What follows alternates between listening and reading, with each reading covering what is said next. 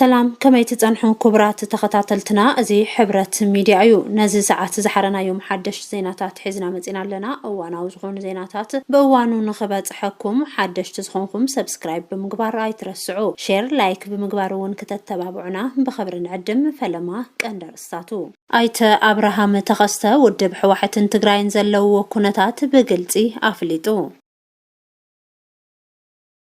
اب مرغغات ربحان هلونا تግራይ መሰረት ገይሮም ዝቃለሱ ሓይልታት መኸተ ዘጣየሽዎ ብሄራዊ መንግስቲ ክጣየሽ ይግባእ ክብል ውድብ ብሄራዊ ባይቶ ዓባይ ትግራይ ባይቶና ጸዊዑ ፕሬዝዳንት ጊዜያዊ መምሕዳር ትግራይ ሌተናል ጀነራል ታደሰ ወረደ ሎም መጋቢት 26 2018 ዓመተ ምህረት ኣብ ቀጽሪ ሓወልቲ ሰማዕታት 45 ጀጋኑ ጋት ተጋደልቲ ረክብ ሞተር ሳይክል ንምክያድ ኣብ ዝተዳለወ መድረኽ ተረኺቦም ኣብ ዘሕለፍዎ መልእኽቲ እዩ ነዚ ዝበሉ ኣቢ ብሰንኪ ምስኣን ነዳዲ ብዘይ ታንኪ ናብ ውግእ ኣቱ ከም ዘሎ ተሓቢሩ ትክክለኛ ግዘ ንትግራይ ዝተባሃለሉ ህልው ኩነታት ተፈጢሩ እግረኛታት ወታደራት ትግራይን ኤርትራን ከጥቁዑ ምዃኖም ዝገልጽ ዜና ወጽዩ ዝብሉን ካልኦትንዮም ሕዝና ዝርዝሮም አይተ አብርሃም ተኸስተ ውድብ ሕዋሕትን ትግራይን ዘለዎ ኩነታት በግልጺ አፍሊጡ ህዝብ ትግራይ ለመውን በአብይ አሕመድ አብ ሽርሓዊ ኸበባን መንገድ ጥፍአትን ከም ዝርከብ ዝፍለጥ እዩ ነዚ ዝኸውን መሪሕነት ድማ ሕዚ አብ ትግራይ ዳግም ዝውደብ ዘሎ ኮይኑ ውድብ ሕዋሕት ካብ ካልእ ግዘን ላዕሊ መሪሕነቱ አጠናኺሩሎ ነዚ ስዒብውን ህዝብ ትግራይን መሪሕነት ትግራይን አብይ ካብ ምልማን ወጽዮም ናይ ባዕሎም መንገድ ንምኽታል ዝጀመሩ ኮይኖም ብቕልጽም ተጋሩ ዝፍታሕ ጸገም ትግራይ እምበርን አብይ ብምልማን ዝፍታሕ ከም ዘየለ ገሊጾም ኣለው ስለዚ ሎሚ ህዝብ ትግራይ ዝህልዎ ቃልሲ ካብ ካልእ ግዘን ላዕሊ ዝፍለ ከም ዝኸውንን ዝማረኽ መራሒ ይኹን ወታደር ከም ዘየለን ከምኡውን ስርዓት ብልጽግና ቅድሚ ሕዚ መራሕቲ ሕወሓት ተማሪኾም ኢሉ ብኣንቶኖቭ ዝወስደሉ መንገዲ ከም ዝተዓፀወን ኣይተ አብርሃም ገሊጹሎ መግለጺ ኣይተ አብርሃም ድማ ብኸምዚ ስዕብ ኣቕሪብናዮ ኣለና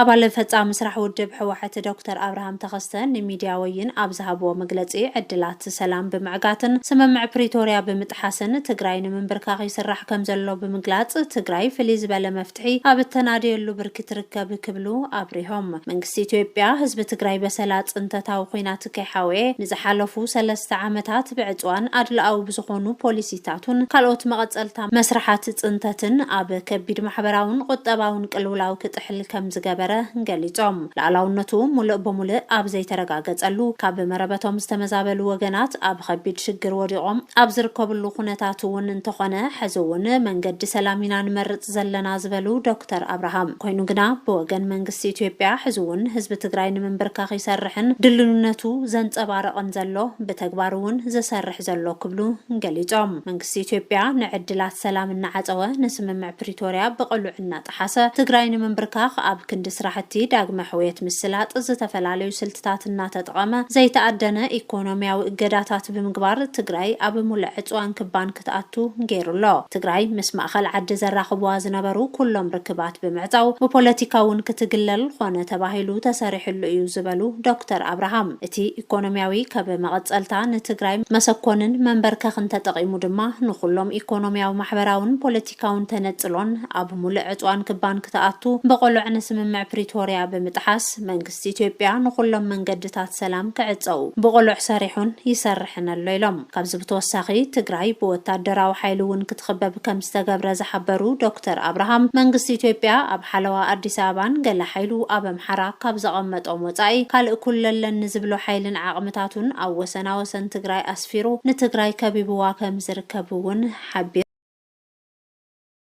በወገን ትግራይ ግና ዋላ መንግስቲ ኢትዮጵያ ድሌት ሰላም ከም ዘይብሉ እናተረደአን ብጉህድ ንስምምዕ ፕሪቶሪያ ጥሒሱ ትግራይ ከምበርክኻ እናሰርሐን እውን እንተኾነ ብኹሉ ዓቕሙ ንሰላም ኣቐዲሙን ዕድል ሂቡን ይንቀሳቐሰሎ ዝበሉ ዶክተር አብርሃም ሕዝውን ዋላ ንእትህሉ ንእሽተን ዕድል ሰላም እንተተረኸበት ኢሉን ቀዳምነት ሂቡን ብሰላም ክንውድእ እናሰራሕና ኢና ዘለና ኢሎም ኮይኑ ግና ከምዚ ኢልካ ምቕጻል ኣይከኣልን ትግራይ ፍልይ ዝበለ መፍትሒ ኣብ ተናድየሉ ብርኪ እያ ትርከብ ኢሎም ዶክተር አብርሃም በወገን ትግራይ ደጋጊምና ከም እንብሎ ሕዝውን ናይ ሓይል መፍትሒ አማራጭ ክኸውን ኣይግባእን ዝበሉ ዶክተር አብርሃም ኣብ ልዕሊ ትግራይን ህዝባን ኩላዕ ዝሕሰብ ዘሎ ኩናት ኣብ ትግራይ ተሓፂሩ ዝተረፍ ዘይኮነስ ናብ ቀርኒ አፍሪካን ቀይሕ ባሕርን ከዓቢን ክጋፋሕን ዝኽእል ዓዲ ክብትንን ተኽእሎ ምህላው ብምርዳእ ካብ ሓይለ መልጢ ወፂኻ ሰላም መቀዳም ይግባእ ክብሉ ተዛሪቦም ህዝቢ ትግራይ ንምብታን ሓድነት ህዝቢ ትግራይ ንምዝራግ ከበድ ስራሕቲ ተሰሪሑ እዩ ሕዝውን እዚ ሽርሒ ኣብ ዝቐጽልሉ ኩነታት ኢና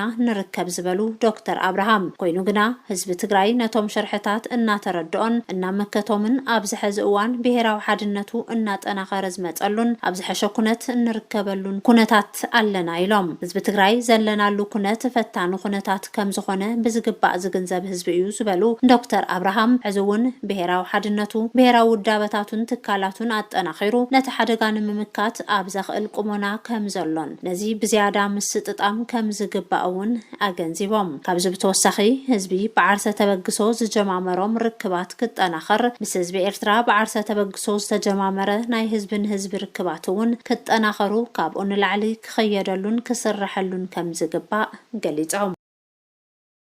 ይኹን እምበር ሎሚ ሓደ ደገፍቲ ብልጽግና ክጅምርዎን ዝሓሰቡ እኩይ ተግባር ንምስኻዕ ቀዲሞም ሓድሽ ዝተሰሓተ ሓበሬታ የውፅኡለው እቲ ሓበሬታ ድማ ሕወሓትን ሻዕብያን ብእግረኛ ሰራዊት አንጻር መከላኸሊ ሰራዊት ውግእ ንምኽፋት ተዳልዮም ኣለው ዝብል እዩ ዓለም ኣብ ኩናት ማእኸላይ ምብራቕ ኣብ ዘለሉ ሕወሓትን ሻዕብያን ኣብይ ንምጥቃዕ ተዳልዮም ኣለው ዝብል ዜና ተሰሚዑ ኣሎ እቲ ዜና ድማ ሎሚ ኣብይ ኣሕመድ ነዳዲ ሲኢኑ መካናይዝድ ሓይሉ ከንቀሳቐስ ስለዘይኽእል ብሉጻት እግረኛ ወታደራት ዘለዋ ኤርትራን ትግራይን አጋጣሚ ክጥቀመሉ ወዲኦም ኣለው ዝብል ሽፋን ሒዙሎ ነዚ ስዒቡ እውን ውግእ ብመካናይዝድ ዝጅመረሎ ዝብል ሽፋን ዝወሃቦ ዘሎ ኮይኑ ዶክተር አብርሃም ተኸስተውን ነዚ ምክንያት ገይሩ እዩ መግለፂ ኣውፅኡ ዝብል ሽፋን ናይ ዝሰሙን ዜና ኮይኑሎ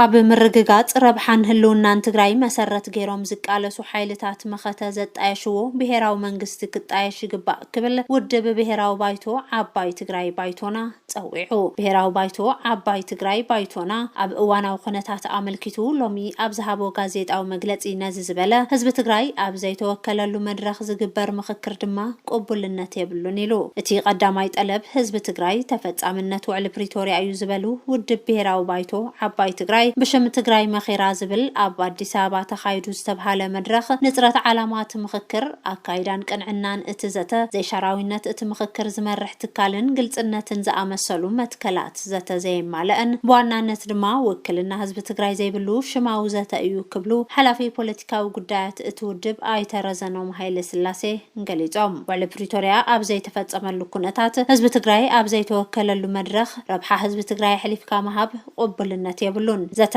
ዲሞክራሲያዊ መሰል እዩ ምኽባር ሰብኣዊ መሰል ይቅድም ዝበለ እቲ ውድብ ህዝቢ ትግራይ ብዕፅዋን ክልከላን ግህሰት ሰብኣዊ መሰልን ይፍጸመሎ ብሕፅረት ኣፋውስን ካልኦት ክልከላታትን ህዝቢ ትግራይ ይጸንተሎ ብምኽንያት ክልከላ በጀት ተምሃሮ ካብ ማዕዲ ትምህርቲ እናተረፉን ህዝቢ ድማ ንዝኸፍአ ማሕበረ ቁጠባዊ ጸገማት ተሳጢሑ ይርከብ ዝበለ ውድብ ባይቶና ተመዛበልቲ ወገናት ኣብ ኩለን መዕቆቢታት ኣብ ዝኸፍአ ኩነታት ይርከቡ እዚ ከምዚ ኢሉ እናሃለወ ግና ብሓፈሻ ሕቶ ህልውና ህዝቢ ትግራይ ከይመለስኻ ዝግበር ዘተ ፍረ ኣልባ እዩ ክብል ኣፍሊጡ ብምዃኑ ድማ ሕገ መንግስታዊ ስርዓት ተኸቢሩ ውዕሊ ፕሪቶሪያ ብሙሉእነት ክፍጸም ኣለዎ ዝበለ እቲ ውድብ ኩሉ ትግራዋይ እውን ኣብ ምኽባር መሰረታዊ ረብሓ ህዝቢ ትግራይ ክረብብ ጸዊዑ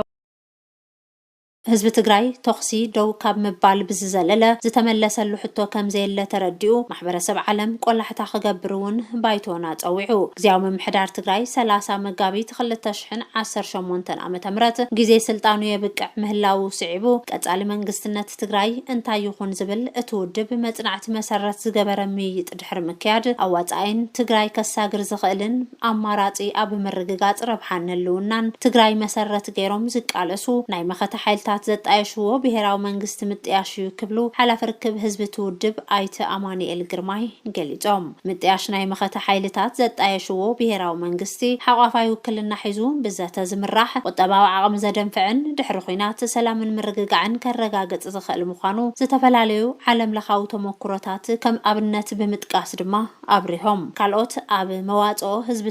ትግራይ ማእኸል ዝገበሩ ኣማራጽታት እንተቐሪቦም ንምልዛብ እቲ ውድብ ድሉው ምዃኑ ኣይተ ኣማኒኤል ኣፍሊጦም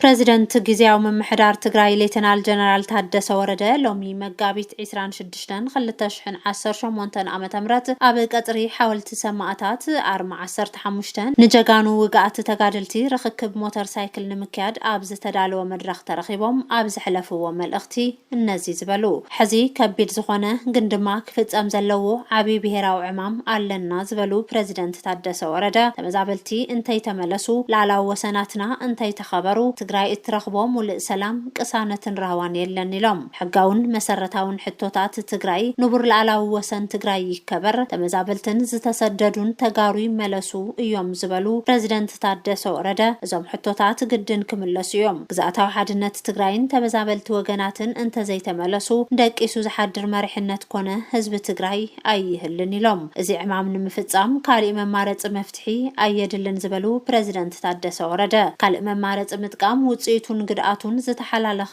ናብ ቀጻሊ ወለዶ ከቢድ ዕዳ ዘስግር ምዃኑ ገሊጾም መልዕሊ ጽንተታዊ ኩናት ትግራይ ጉዳይ ምዕራብ ትግራይ ደቡብ ትግራይ ኮነ ሕቶ ጸለምቲ ኣይነበረን ብምባል ኩናት ዝፈጠሮ ሓይሊ ሚዛን መሰረት ጌርኻ ዶብ ምኽላል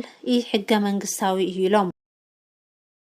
ከም ተጋሩ ኣብ ሓደ ዓሲልና ክንስለፈሉ ዝግባእ ብሄራዊ ውራይና እዚ ሕቶ ምምላስ እዩ ካብ ጫፍ ክሳብ ጫፍ ዘሎ ትግራዋይ ብሓድነት ረቢቡ ክሳብ መስዋዕቲ ዝኸፍለሉ ዝገብሮ እዚ ሕቶ እዩ ጊዜያዊ ምምሕዳር ትግራይ ነዚ ቀዳማይ ልኡኽ ኣብ ምስኻዕ ካብኡ ዝጽበ ኩሉ ክገብር እዩ ክብሉ ኣረጋጊጾም ፕሬዚደንት ጊዜያዊ ምምሕዳር ትግራይ ሌተናል ጀነራል ታደሰ ወረደ ኣብ ዘካየድዎ ርክክብ ሞተር ሳይክል ኮይኑ ጀጋኑ ውግኣት ተጋደልቲ ትግራይ ንምሕካምን ንምሕጋዝን ጊዜያዊ ምምሕዳር ትግራይ ሓላፍነት ወሲዱ ብዙሕ ርሕቀት ይኸይድ ከም ዘሎ ሓቢሮም ሰብ ሃፍቲ ገበርቲ ሰናይ ትካላት ተጋሩን ፈተውቲ ትግራይን ሲቪክ ማሕበራትን ወዘተ ጀጋኑ ውግኣት ተጋደልቲ ትግራይ ኣብ ውሽጢ ዓድን ወፃእን ከይዶም ክሕከሙ መፍረይቲ ዜጋ ክኾኑ ዝከኣሎም ኩሉ ከበርክቱ ድማ መልእኽቶም ኣመሓላሊፎም እምበኣርከስ ክቡራት ተኸታተልትና ንሎሚ ዘዳለናዮም ዜናታት እነዚኦም ይመስሉ ነይሮም ምሳና ስለ ዝጸናሕኩም ኣዝና ብምስጋን ንቻነልና ሰብስክራይብ ሼርን ላይክን ክትገብሩ እንደጊምና ንዕድም